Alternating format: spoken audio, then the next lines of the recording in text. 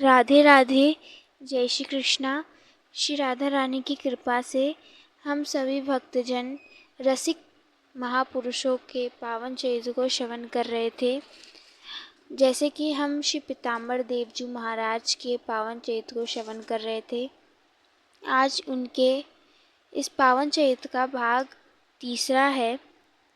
कल तक हमने यह श्रवण किया था कि श्री पीताम्बर देव जी को जब प्रेमदास जी ने सारी बातें बताई, रस रीति के बारे में समझाया, मनोहर दास जी ने जब उन्हें समझाया तो वे प्रेमदास जी के पास चले गए और जब उन्होंने रसिक देव जी महाराज के बारे में इतनी सुंदर सुंदर बातें श्रवण की, तब वे उनके प्रति आसक्त हो गए और जीवन में प्रथम बार वो श्री वृंदावन धाम को गए और वहाँ पे रसिक देव जी ने उनको अपना लिया और अपना शिष्य बना लिया और वहीं पे उनकी दीक्षा हो गई और अब वे रस रीति में रहने लग गए।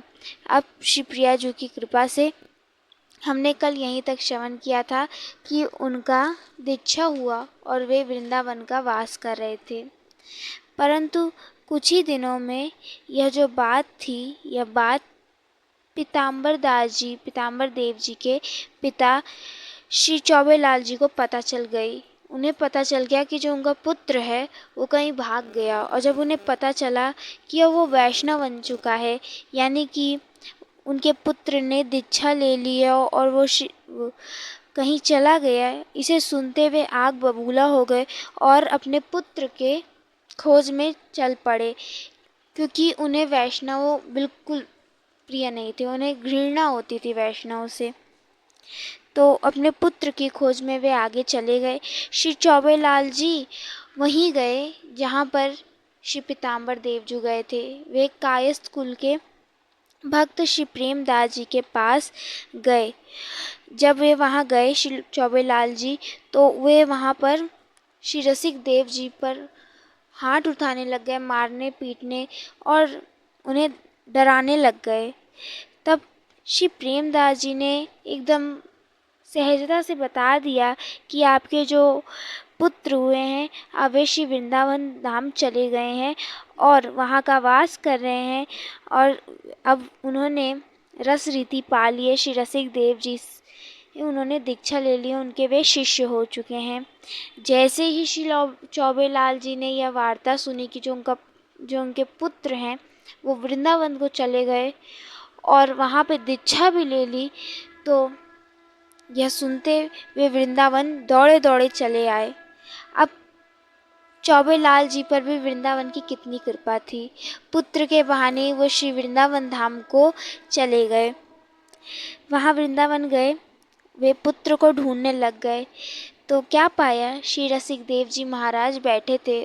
उन्हीं के शरणा अनुकूल श्री पीताम्बर देव जी बैठे थे। ज्यों ही उनके पिताश्री ने पीताम्बर देव जी यानी कि प्रयागदास जी को देखा, वे देखते ही क्रोधित हो गए। अब पिताजी उनके पहुँचे और जो ही उनके पिताश्री ने देखा कि जो पीताम्बर देव जी हैं वो तो श्री रसिक देव जी के पास बैठे हैं, तो उन्होंने पीताम्बर देव जी के गले से जो कंठी थी वे तोड़ फेंकी और माथे पे जो तिलक था वो पोंछ दिया और श्री रसिक देव जी को वे डराने लग गए। अपने बातों से कहने लग गए, बहुत खरी खोटी उन्हें सुनाने लग गए कि आपने मेरे पुत्र को अपने वश में कर लिया और यहाँ तक बुला लिया, ऐसे ऐसे बहुत कुछ उन्हें बोलने लग गए और यह कहते हैं यदि आप मेरे पुत्र को पुनः यहाँ बुलाए तो फिर देख लेना मैं क्या करता हूँ, ऐसा उन्होंने कहा, धमकी दी। परंतु श्री रसिक देव जी क्या इन सब बातों पे ध्यान देंगे? वे क्यों ही देंगे, क्योंकि उस वक्त तो श्री रसिक देव जी एकदम दिव्य चिंतन में लगे हुए थे, डूबे हुए थे। उन्हें कितनी भी खरी खोटी सुना लीजिए परंतु वे सुन नहीं रहे थे। वे तो श्री प्रिया प्रियतम की दिव्य लीलाओं के दर्शन कर रहे थे और इस प्रकार श्री रसिक देव जी को उन्होंने बहुत सारी खरी खोटियाँ सुनाई। श्री चौबेलाल जी पुत्र को फिर से दिल्ली ले आए। श्री पीताम्बर देव जी पिता संग फिर दिल्ली चले आए। अब उनके पिताजी ने बड़े कड़े नियम लगा दिए उन्होंने यह किया कि श्री पीताम्बर देव जी की देख रेख में 8 बलिष्ठ ब्राह्मण लगा दिए, जो उनकी देख रेख करते किस बारे में कि कहीं उनका जो पुत्र है वो किसी से मिल ना जाए, वो किसी से मिले ना, कहीं बाहर ना जाए, किसी से बात ना करे। और 8 जो दुष्ट रहते थे, ब्राह्मण दुष्ट, वे पीताम्बर देव जी को देखते रहते और डराते रहते थे। परंतु कहाँ भगवान के प्रिय भक्त डरने वाले हैं। तो क्या हुआ, एक दिन की बात है, श्री पीताम्बर देव जी सबसे दृष्टि बचाते हुए थे कि कोई उन्हें देख ना ले, तो सबसे दृष्टि बचाते हुए वे श्री वृंदावन धाम को फिर लौट आए। और वहाँ जाते ही वे अपने गुरुदेव श्री रसिक देव जी को पास पहुँचे और उन्हें साष्टांग प्रणाम किया और बहुत खुश हुए श्री रसिक देव जी देखकर। परंतु श्री रसिक देव जी कहते हैं कि तुम मेरे बहुत ही प्रिय हो पीताम्बर दास, परंतु तुम्हारे जो घर में झगड़ा होता है ये सही नहीं है, इसलिए तुम ऐसा करो कि तुम संसार को दिखाने के लिए कुछ काल तक कहीं और निवास करो। ऐसा गुरु ने आदेश किया।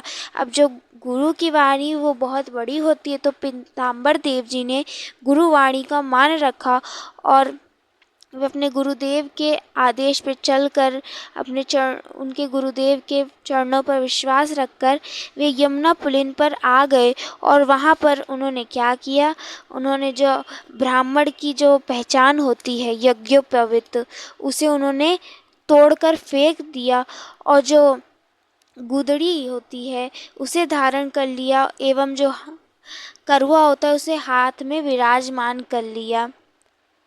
इस प्रकार उन्होंने यज्ञोपवीत तोड़कर फेंक दिया। अब ये बात तो चौबेलाल जी को पता चलनी ही थी।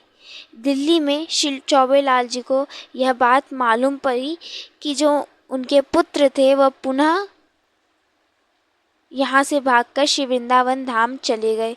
जो ही सुना तो उन्होंने क्या किया, उन्होंने इस बार सोचा कि थोड़ा कुछ कड़ा नियम करना पड़ेगा।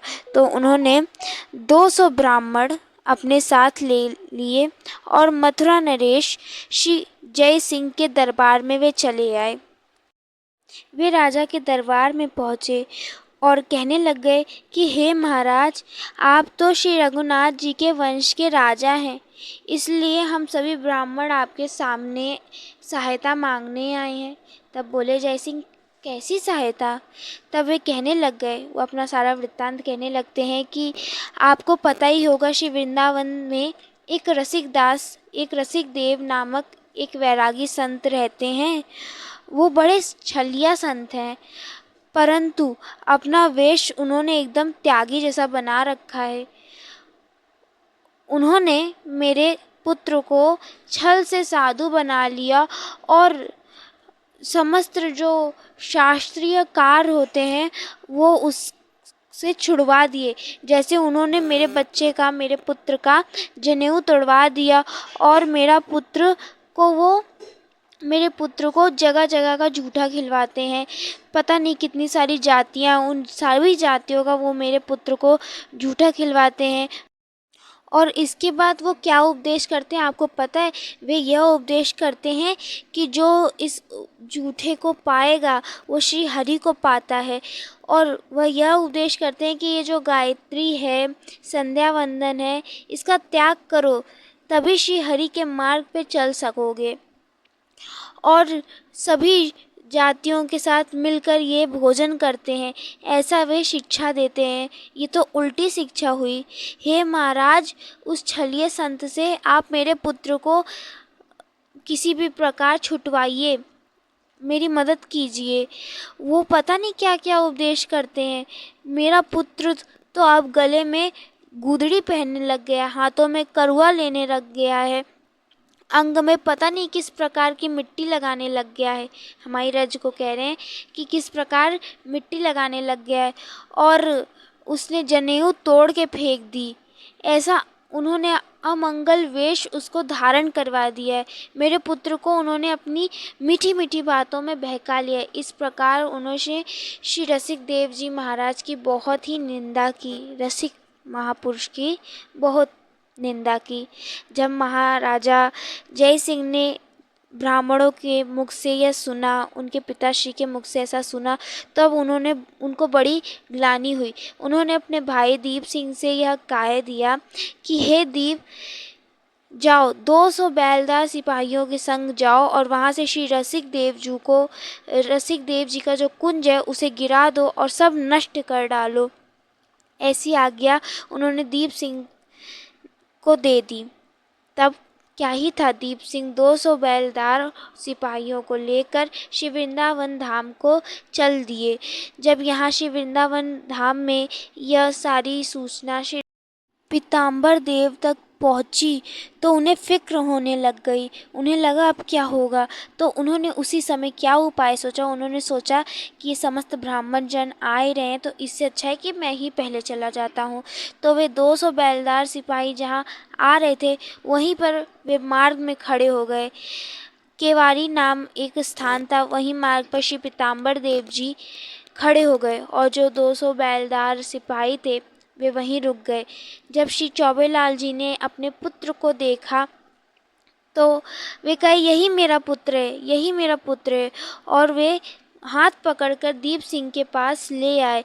दीप सिंह ने जब श्री पीताम्बर देव जी से विस्तार पूर्वक सब सुना और यह सूचना जाकर उन्होंने महाराज जय सिंह को भेज दी, जिसे सुन के जो महाराज जी थे वे वापस महल, सभी जो दीप सिंह थे और उनके पिताश्री थे वे पीताम्बर देव जी को महल लेकर लौट आए।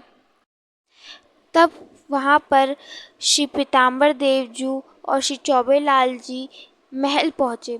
महल में जब जय सिंह, उस वक्त के राजा जय सिंह ने जब श्री पीताम्बर देव जी को दर्शन किए तो उन्हें लगा कि ये कितने दिव्य लग रहे हैं और देखकर उन्हें बड़ी प्रसन्नता हुई। फिर उन्होंने प्रश्न किया कि आपने इतना उच्च कुल छोड़, अपना ब्राह्मण कुल छोड़, आपने किससे दीक्षा ग्रहण कर ली। तब वहाँ पर श्री पीताम्बर देव जी उत्तर देते हुए कहते हैं कि उच्च कुल वही, उच्च भक्त वही, उच्च ब्राह्मण वही जो सब में भगवान देखे और जो किसी में जाति पाति का भेद ना करे, सबको एक समान माने, वही एक ब्राह्मण है। और इस प्रकार उन्होंने अपनी शुद्ध वाणी से जो राजा जय सिंह थे उनका मन मोह लिया, उनका मन जीत लिया। जब श्री पीताम्बर देव जी ने बताया कि मैंने अपनी दीक्षा मेरे सद्गुरुदेव भगवान श्री रसिक देव जी से ले ली है, इसे सुन जो राजा थे वे प्रसन्न हुए। तब उन्हें अंदर ही अंदर ग्लानि होने लग गई कि हमने तो एक संत का अपराध कर दिया, रसिक भक्त का अपराध कर दिया। उन्हें अंदर ही अंदर बुरा लगने लग गया, क्योंकि श्री पीताम्बर देव जी की इतनी तेजोमयी वाणी थी जो कि उनके ऊपर सीधा प्रहार कर रही थी। सीधा यानी कि उन्हें सीधा समझ में आ रहा था कि हाँ, हमसे अपराध हो गया, हमने एक रसिक संत के ऊपर। जब महाराज जय सिंह की यह बातें उन अभिमानी ब्राह्मणों ने सुनी तो उन्हें इस बात का कोई भी पश्चाताप नहीं हुआ कि हमसे संत अपराध हुआ है। तब कि उन्होंने क्या किया, वे ब्राह्मण सहित श्री चौबेलाल जी पीताम्बर देव जी को दिल्ली लेकर चले आए। तो जब श्री पीताम्बर देव जी ने अपने पिताजी का इस प्रकार का हठ देखा तो उन्होंने यह निर्णय लिया कि अब मैं 1 वर्ष यहीं रहूँगा, परंतु जो उनकी नित्य उपासना है वो नहीं त्यागे। तब वे अपनी नित्य उपासना जो होती थी वे करते थे, जो उन्होंने गुरु प्रदत्त पाया था, इसे वे रोज करते थे। वहाँ पर एक श्री श्यामदास नामक एक बड़ा ब्राह्मण रहता था। वो रोज श्री पीताम्बर देव जी के पास आता था। किस लिए? उनके पिताजी ने कहा था, उपदेश दिया था कि आप ऐसा करिएगा। तो श्री श्यामदास जी प्रतिदिन पीताम्बर देव जी के पास आया करते और क्या कहते, बहुत कटु कटु वचन कहा करते थे, उन्हें डराने और धमकाने का प्रयास करा करते थे।